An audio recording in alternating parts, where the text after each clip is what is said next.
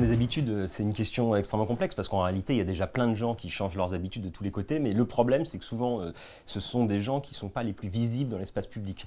Alors pourquoi est-ce qu'on ne change pas nos habitudes? Pour le dire très rapidement, moi j'ai l'impression qu'il y a un facteur majeur, c'est que contrairement à ce que disent les médias, beaucoup de politiques, en réalité, il y a beaucoup d'intérêts économiques qui n'ont qui ne veulent pas du tout changer. C'est ce qu'on appelle le greenwashing, c'est-à-dire qu'il y a une apparence de changement dans toutes les institutions. Aujourd'hui, le groupe Total se présente comme le principal acteur de la transition énergétique, mais en fait pense sa transition énergétique selon le modèle antérieur, selon les mêmes logiques économiques et capitalistes qu'auparavant. Et donc on est dans un moment d'ambivalence et d'incertitude parce qu'on est à la fois travaillé par des injonctions à changer et en même temps toute une série d'institutions, d'acteurs qui n'ont aucun intérêt, notamment aucun intérêt économique à ce que les choses changent réellement. Donc on se retrouve dans cette situation ambivalente où il y a une sorte de reconnaissance du problème du changement climatique qui a jamais été aussi massif, mais la question de savoir qu'est-ce qu'on fait de cette reconnaissance. Et donc donc ce que vous appelez changer aussi, ça veut dire qu'est-ce que ça veut dire changer? Est-ce que changer, ça veut dire passer au tout électrique par exemple, ou est-ce que changer, ça veut dire réduire nos consommations d'énergie? Le problème, c'est que les intérêts dominants ont comme unique politique de nous faire passer d'un mode d'énergie à l'autre par exemple. Or, ce qu'il faut, c'est pas passer d'un mode d'énergie à l'autre, parce que ce nouveau mode énergétique va poser plein de problèmes environnementaux, qu'on appelle ça les effets rebonds, qui sont visibles à tous les niveaux. Ce qu'il faut, c'est diminuer nos consommations énergétiques. Et les politiques publiques devraient orienter vers cet objectif avant tout. Et le paradoxe, par exemple, aujourd'hui, c'est qu'on doit changer. Mais changer pour faire quoi? Par exemple, on doit à la fois changer nos habitudes de vie, par exemple, pour se convertir au numérique, et en même temps changer nos habitudes de vie pour se convertir à la transition écologique. Le problème, c'est que ces deux changements, ils sont contradictoires. C'est-à-dire adopter le monde numérique tel qu'il est présenté dans l'espace public de façon dominante, ça veut dire accroître nos consommations d'énergie, accroître nos déchets, accroître les problèmes environnementaux. Et le numérique est par ailleurs présenté comme la solution à la crise écologique. Donc vous voyez que c'est pas juste une mauvaise volonté individuelle si les gens ne changent pas, c'est que nous sommes tous plongés dans des injonctions contradictoires qui nous paralysent dans l'action. Et c'est là qu'il y a un rôle peut-être pour les politiques, c'est ce nœud-là qu'ils doivent essayer de dénouer entre des intérêts privés qui font tout pour que rien ne change dans la réalité, un désir de changement de nombreux acteurs, mais qui n'ont pas les outils, les moyens véritablement pour changer comme ils le voudraient. C'est foutu depuis un certain temps, voire même depuis toujours, depuis, je pense, le démarrage de la civilisation thermo-industrielle. Mais ce qui est sûr, en tout cas, c'est que moi, je vis dans un monde où il y a beaucoup de choses qui bougent. On n'attend pas du tout des politiques, on n'attend plus du tout des politiques, du CAC 40, des banques mondiales, des financements de ceux-ci, de tous ceux qui greenwash quasiment la question de la transition. Il n'y a pas de transition possible dans un monde où les conditions de vie sur Terre vont être irrémédiablement bousculées. Tout a été stable pendant 10 000 ans. On a pu se développer, partir de nos grottes du néolithique, aller sur la Lune. Maintenant, tout ça va être bouleversé. Donc, nos sociétés humaines, je ne suis pas sûre qu'elles soient tout à fait prêtes à encaisser ça. Alors, qu'est-ce qu'on fait? On utilise la citation de Goethe. Quoi que vous croyiez, quoi que vous fassiez, faites-le. L'action porte en elle magie, grâce et pouvoir. C'est magique de faire, c'est gracieux, surtout quand c'est le futur qui nous attend. Et puis surtout, ça nous réencapacite, ça nous désencastre, désincruste de ces politiques inertes où on sait très bien qui elles servent. Donc en fait, en gros, on a le power, on est debout, on mourra debout. Ça fait un moment, je me souviens, depuis 2003, beaucoup de gens tirent la sonnette d'alarme et il ne se passe rien ou presque rien. Et là, la crise du Covid nous a mis face, à la crise avec un grand C. On voit tous qu'il faudrait changer des choses, mais on ne sait pas trop comment s'y prendre. Est-ce que ça a un sens de changer les choses au niveau individuel? Est-ce qu'il faut s'en remettre au collectif? Voilà, est-ce que changer des petites choses dans notre quotidien, c'est utile ou pas? Bref, je suis sûre que chacun et chacune d'entre vous vous posez ces questions qui sont absolument passionnantes. Et voilà, donc maintenant j'ai assez parlé parce qu'il faut surtout qu'on les laisse parler, tous les trois qui sont là. Donc je vais vous présenter Roland Gori, qui est psychanalyste, qui a écrit des bouquins, je ne les ai pas encore lus, mais les titres sont absolument formidables. Logique des passions, en 2006, chez Flammarion. L'appel des appels, en 2009, avec Barbara Cassin, pour une insurrection des consciences, chez Fayard. Faut-il renoncer à la liberté pour être heureux, en 2014, au lien qui libère. Et le dernier, je crois, c'est « Et si l'effondrement avait déjà eu lieu, au lien qui libère aussi ». Donc voilà, je pense que vous êtes l'homme de la situation. Le psy de la situation. Le psy de la situation. Voilà, on va voir ça. À ma droite, François Jarige, qui est historien. Est-ce que vous avez... Oui, parce que vous m'avez dit, je n'avais pas le titre de votre dernier bouquin, redites-le nous, parce qu'il est pile poil avec le micro, il est pile poil aussi dans le thème du... La contamination du monde, une voilà. histoire des pollutions à l'âge industriel. Voilà, tout un programme. Chez quel éditeur ? Au Seuil. Au Seuil, voilà. Donc ça c'est bien. Et Laure Noila, que j'ai déjà présenté, mais Laure, elle a plein de défauts et plein de qualités. Elle peut être extrêmement pénible et absolument formidable. Et, et surtout, elle a écrit un bouquin, non mais là, plaisanterie mise à part, et c'est pas du tout parce que c'est ma copine, mais que j'avais pas vu depuis une éternité. Je ne suis pas du tout responsable de son invitation ici. Je l'ai découvert, j'étais ravie. Mais elle a écrit un bouquin que j'ai chroniqué d'ailleurs dans l'IB, qui est absolument formidable, chez Comment rester écolo sans finir dépressif. Voilà. Donc ça, c'est tout un programme. C'est paru chez une maison formidable qui s'appelle Tana Édition. Et vraiment, elle mêle l'intime et le collectif avec un grand C.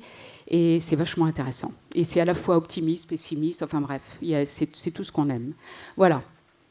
Donc, moi, ce que je vous propose, c'est que chacun des trois intervenants va faire va vous parler de son sujet, de ce pourquoi il est là, enfin, du thème du débat vu de sa spécialité.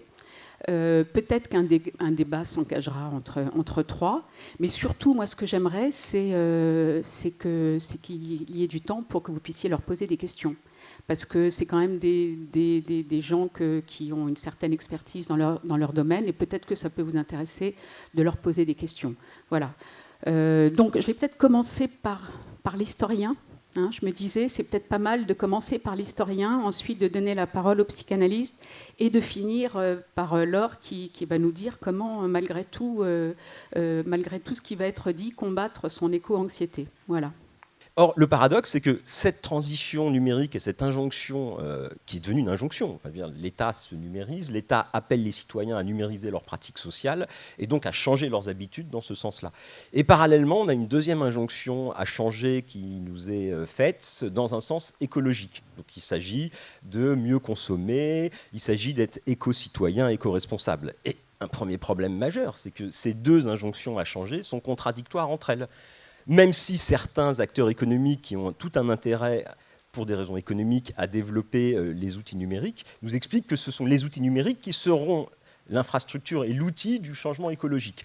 Alors que la plupart des éléments dont on dispose aujourd'hui montrent plutôt que la transition écologique va en contradiction avec la transition numérique à plein de niveaux.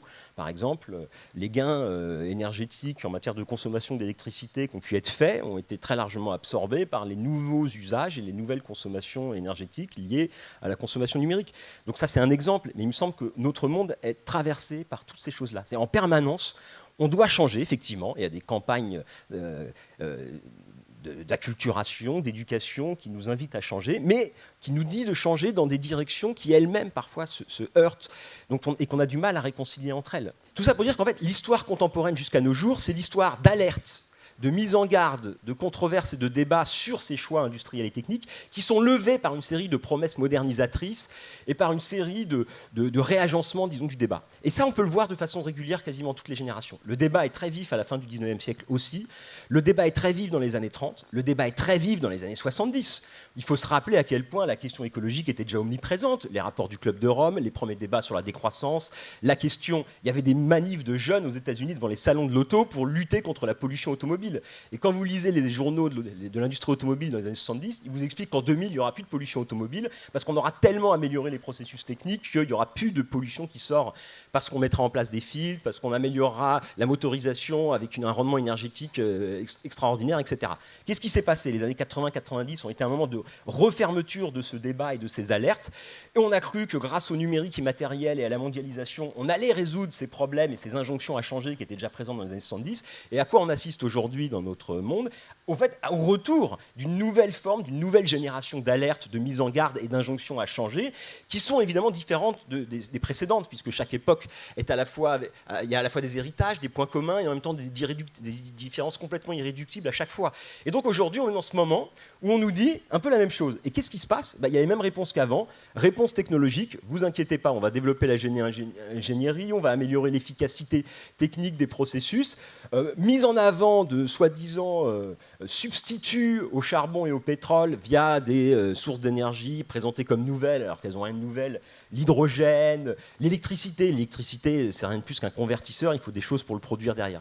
Et donc, ce que je vois, moi, paradoxalement, c'est la mise en place de toute une série de forces, de discours, d'imaginaires collectifs aujourd'hui qui se mettent en place pour précisément qu'on ne change pas, parce que changer, ça impliquerait une remise en cause fondamentale des structures économiques, ça remettrait en cause fondamentale la position qu'un certain nombre d'acteurs qui ont un pouvoir très important dans le monde d'aujourd'hui ont. Donc, en fait, il y a plein de gens qui ne veulent pas que ça change, malgré ce qu'ils peuvent dire par ailleurs. Et bon, voilà. Alors, pourquoi est-ce qu'il est difficile de changer nos habitudes? Déjà, d'un point de vue, je dirais, alors psychologique pour le coup, c'est que nous sommes toujours attachés à ce que nous faisons. Ça nous donne une cohérence, ça nous donne un sens. Et cette habitude, d'une certaine manière, devient un des cadres de pensée, une disposition à agir et à penser d'une certaine façon. Nous sommes toujours éclairés par les lumières des astres morts du 19e siècle. Là, je rejoins l'historien avec une petite nuance, c'est-à-dire que, si vous voulez, on a cru, avec la deuxième révolution industrielle et aussi un certain nombre de penseurs comme Herbert Spencer, etc., on a cru que la production, le productivisme amènerait le bonheur, que le développement des techniques et des sciences amènerait le bonheur. On a cru également qu'il y avait une espèce d'évolution naturelle de l'humanité. Chaque fois qu'on vous parle d'évolution naturelle, vous pouvez être sûr que c'est pour légitimer des inégalités sociales. C'est un autre problème. Donc, vous voyez, on a un adage qui est le suivant, c'est l'adage qui était en 1933 celui de l'exposition universelle à Chicago, c'est la science trouve, l'industrie applique et l'homme s'adapte. Alors ceci pour vous dire quoi? Pour vous dire qu'en quelque sorte, le problème c'est pas l'écologie. Le problème il n'est pas écologique. Je le fais exprès pour vous provoquer bien sûr. Le problème il est anthropologique. C'est-à-dire que l'état de la planète n'est que le reflet de l'état de nos relations sociales et de nos capacités à penser. C'est-à-dire, si vous voulez, l'effondrement, il a déjà eu lieu dans la manière où tout ce qui est mis en place en termes d'institutions sociales, d'éducation, de soins, de recherche, etc., tout cela, d'une certaine manière, va faire l'éloge de la concurrence, de la compétition, le classement de Shanghai, n'est-ce pas, la productivité. Moi, j'ai été directeur de laboratoire, je peux vous dire ce qui compte, c'est le nombre de publications dans des revues à fort impact factor. Ce qui compte, c'est, en termes des médias, une logique d'audimat, c'est-à-dire d'avoir le maximum d'auditeurs, de lecteurs, etc. Donc, c'est-à-dire qu'on considère que la qualité est une propriété émergente de la quantité. Ça, nous l'avons hérité, si vous voulez, nous l'avons hérité, effectivement, des principes fondateurs des sociétés thermo-industrielles. Donc, pour le dire très simplement autrement, n'est-ce pas, on ne pourra pas traiter le problème de notre rapport malfaisant à la nature sans avoir réglé en même temps les rapports malfaisants que nous avons aux autres et à nous-mêmes. Les émotions basses, colère, impuissance, grande peine pour le monde et peur, parce que ce qui arrive, moi, me fait pas peur, j'ai pas d'enfants pour mes enfants, mais me fait peur pour pour mon appartenance à l'espèce humaine. Ça me fait peur d'imaginer, j'aurais jamais pensé que je vivrais une époque où on pourrait parler de la fin de l'espèce humaine sur la planète, que des conditions de vie sur Terre qui sont stables depuis 10 000 ans sont en train de basculer. Elles nous ont permis de sortir des grottes du Paléolithique, du Néolithique pour aller sur la Lune. Ou aller sur bientôt Mars, et on se retrouve là à deviser sur une zone inhabitable. Quand tu parles de crise, Alexandra, je déteste le mot de crise quand on parle du climat, parce que ça voudrait dire qu'on va en sortir. En fait, c'est un aller simple là qu'on est en train de vivre pour un monde totalement inconnu, dont on sait qu'il va ressembler peu ou prou à une fournaise. Je vous avais dit qu'elle pouvait être pénible. Hein. Ouais, mais ça les fait marrer quand même. Et cet aller simple, il n'y a pas d'aller-retour, on ne va pas revenir, il n'y aura pas de résilience possible, revenir à l'état d'origine, ou alors cette résilience, ce retour à l'état d'origine est pour dans quelques siècles, puisqu'il y a une inertie climatique phénoménale, et si dès demain on mettait tout à zéro les compteurs d'émissions de CO2, on aurait cette inertie climatique. Donc tout ça, on le sait. Une fois qu'on l'intègre et qu'on essaye de mettre sa vie alignée avec ça, et non pas de vivre que sa vie propre, mais essayer dans chaque interstice d'action d'agir, là déjà vous êtes au mieux avec vous. Et moi j'ai appris très récemment que je ne pouvais pas changer le monde, que mon action propre ne changerait pas le monde, que mon travail d'alerte n'aurait rien... J'ai eu un choc quand j'ai compris qu'en fait en 20 ans rien ne changerait et que probablement pour X raisons compliquées, ça serait... Enfin, on était engagé dans un aller simple, voilà, tout simplement. Et du coup, et donc, il y a la zone de l'acceptation. Et comment tu fais pour pas sombrer totalement quand tu prends conscience de ça? Le meilleur anxiolytique, bon, c'est le vin nature, ça je vous le cache pas, mais c'est également tout simplement l'action. Goethe aurait dit une phrase, mais franchement, j'arrive pas à la sourcer, mais je la trouve tellement belle. Quoi que vous croyiez et quoi que vous fassiez, faites-le. L'action porte en elle magie, grâce et pouvoir. Ce que je voulais souligner, c'est que le discours de la prise de conscience est extrêmement problématique parce qu'il tend à simplifier la situation et ça ne nous aide pas à avancer. Il y en a des prises de conscience, il y en a déjà eu des tas. Dire qu'on a plus conscience aujourd'hui qu'avant, je ne sais pas. Il y a une armature scientifique, il y a des rapports scientifiques à répétition, il y a une reconnaissance, et il y a des catastrophes. Mais les catastrophes, il y en a, ça fait longtemps qu'il y en a. Ce qui est nouveau, c'est le changement climatique et le changement d'échelle. Effectivement, ça c'est vraiment la nouveauté. C'est-à-dire que la planète Terre... En fait, historiquement, la question des nuisances, des dégradations environnementales de l'industrialisation a été gérée par leur délocalisation dans l'espace. Moi, quand j'ai rencontré des gens qui étaient persuadés, par exemple, que notre système économique avait été dépollué. Regardez, les villes, il n'y a plus de cheminées qui fument, il n'y a plus de machines à vapeur, il n'y a plus de pollution. À Londres, en 1852, lorsqu'il y a eu le grand smog qui a fait 3000 morts à Londres en 1852, à cause de la relance économique qui fait qu'on a cramé énormément de charbon dégueulasse dans un temps très restreint, on a interdit ensuite le charbon, sa consommation dans les villes, et donc on a cru qu'on avait dépollué la ville. Non, on n'a pas dépollué la ville, on a délocalisé nos pollutions. Et historiquement, c'est ce qui s'est passé dans la deuxième moitié du XXe siècle. En fait, on a externalisé nos nuisances dans d'autres pays. Quand on croit qu'on ne consomme plus de charbon pour vivre, c'est une aberration. On consomme du charbon, sauf qu'il est consommé désormais en Chine, pour des produits qui sont importés. Et donc nos nuisances, on ne les a pas diminuées, on les a juste déplacés dans l'espace. La difficulté qui se pose aujourd'hui, et c'est peut-être la singularité radicale c'est qu'on ne peut plus délocaliser. On ne peut plus délocaliser parce qu'il n'y a plus de frontières terrestres à conquérir, en quelque sorte. Alors c'est pour ça qu'il y a des fous. Il y a des fous qui promettent la conquête spatiale. Et moi, ce qui m'a sidéré dans les derniers mois et dans la dernière année, c'est qu'on a assisté à la relance d'un imaginaire de la conquête qui est quand même, qui est quand même sidérant, enfin, qui est aussi démesuré que ce qu'on observait dans les années 60-70. Vous aviez toutes les semaines sur France Inter la chronique de Thomas Pesquet. Moi, mon gamin qui a 8 ans à l'école primaire, on lui a parlé de Thomas Pesquet, mais de façon incroyable. C'était devenu un outil pédagogique pour les instituts, pour faire rêver les enfants, pour leur montrer que l'avenir est ouvert. Mais là, on est au cœur, c'est un micro-exemple encore, mais on est au cœur du problème, on est au cœur d'un problème majeur. C'est-à-dire ce technosolutionnisme qui nous empêche d'agir en pensant qu'on arrivera à trouver la solution miraculeuse, et cette espèce d'obsession, c'est ce que tu disais sur, je ne sais plus comment tu as appelé ça, les lumières des astres morts du 19e siècle. Le problème, c'est que ces astres morts du 19e siècle ne cessent d'être relancés.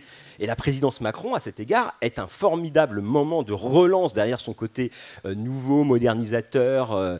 En fait, c'est une formidable relance des spectres du 19e siècle. Le culte de l'innovation hors sol, la confiance dans une sorte de mondialisation qui peut être civilisée, le solutionnisme technologique pour résoudre tous nos problèmes, que ce soit dans le domaine éducatif ou dans le domaine environnemental. Et parce que derrière ça, il y a des intérêts économiques. Je ne veux pas avoir l'air de faire mon vieux marxiste, mais il faut, je pense, rappeler que derrière tout ça, indépendamment des mécanismes psychologiques individuels, il y a des rapports de pouvoir fondamentalement. Et on assiste aujourd'hui, ça aussi, ça commence à être documenté, un processus de sécession l'obsession d'une partie des élites qui choisissent de construire des zones de confort, et l'avenir sera peut-être ça. Évidemment, on le sait, hein, un renforcement des inégalités, des espèces de poches de gens qui auront construit leur petit cocon pour se préserver, et des masses de prolétaires toujours plus invisibles qui servent à faire fonctionner la machine. Je veux dire, c'est ça le monde d'aujourd'hui. On est aujourd'hui dans, si vous voulez, un cadre social de penser le monde et de penser nous-mêmes et notre rapport à l'autre qui effectivement est quelque part affolant. Et que face à cet affolement, pour en revenir du côté du deuil, au lieu d'en tirer la leçon, de métaboliser l'expérience, si vous voulez, de prendre des décisions, eh bien, nous allons un peu plus dans le sens même d'où nous viennent nos problèmes. Alors, je crois peut-être, si vous me permettez encore juste un dernier point, pour reprendre ce que disait justement François concernant la répétition, tout est dans... Bien sûr que ce n'est pas pareil. Bien sûr que, par exemple, nous savons que la catastrophe est inévitable, mais nous n'y croyons pas. Alors que les anciens croyaient à la catastrophe sans avoir le savoir, justement, pour pouvoir étayer leurs croyances, mais parce que ce n'était pas le même imaginaire. C'est ça qui est important. Nous sommes dans un imaginaire où nous pouvons accumuler des données de savoir, des données de connaissances, des données d'information, mais sans y adhérer, sans y croire. Il y a quelque chose d'un peu magique et affolant. Alors, un des éléments qui est majeur, je voudrais le dire parce qu'il est très important, c'est que le débat que nous avons aujourd'hui, bien évidemment, il ne saurait être identique au débat qui a agité au début du XXe siècle, je vais y venir, les darwinistes et les solidaristes. Je m'expliquerai juste un mot après. Mais si vous voulez, ça ne peut pas être le même. Mais c'est le même paradigme sous une forme actualisée.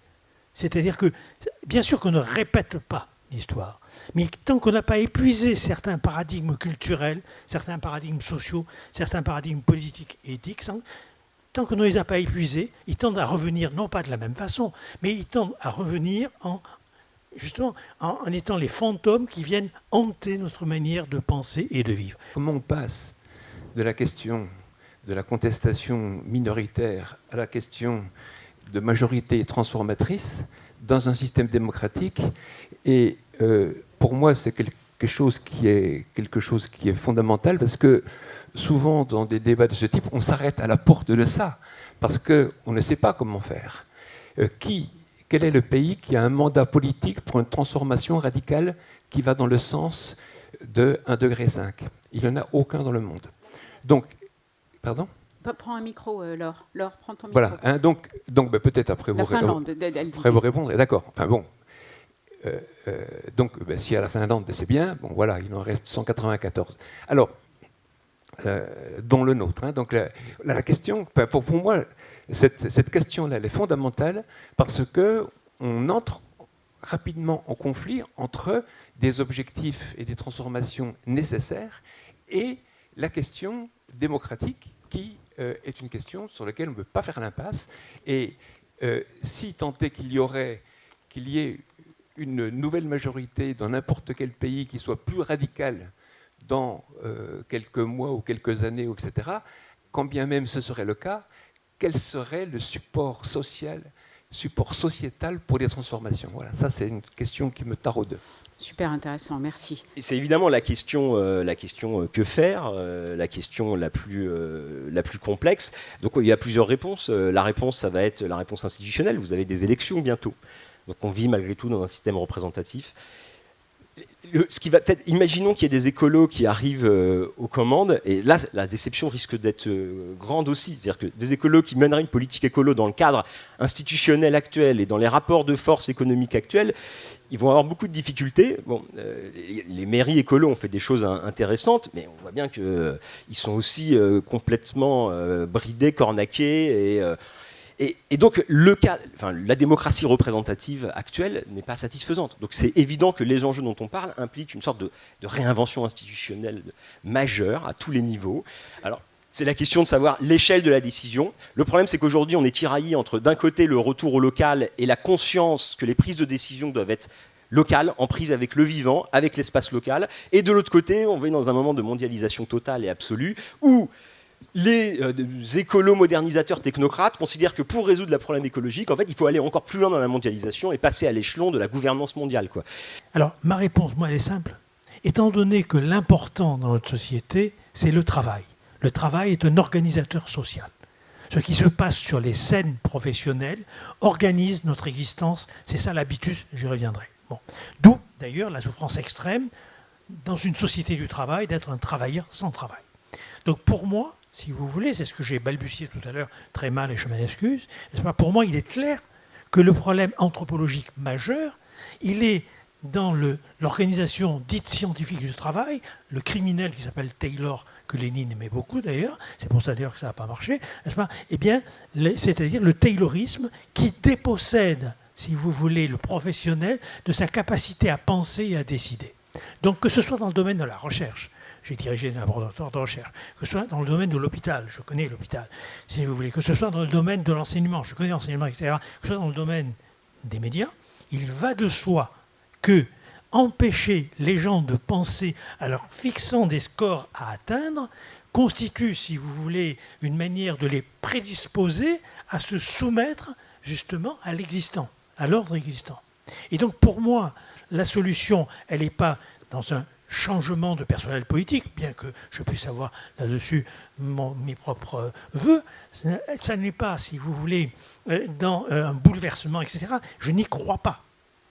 C'est dans une révolution symbolique à laquelle je crois, c'est-à-dire un changement.